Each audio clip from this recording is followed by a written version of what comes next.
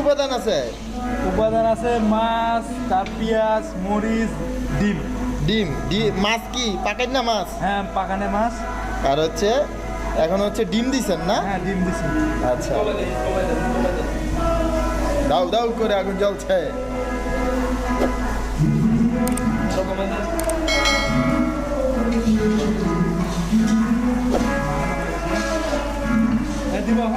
হ্যাঁ দিদি, কি ছেড়ে দেবো না? বড়ার মতো বানাবি? দে বড়া, দে তুই বড়া ছিঁড়া দে একটু। ও গুড।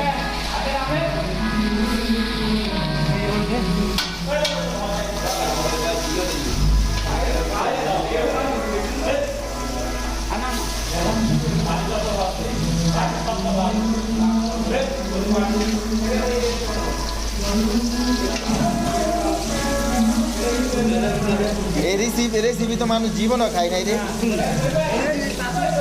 হইল কাটু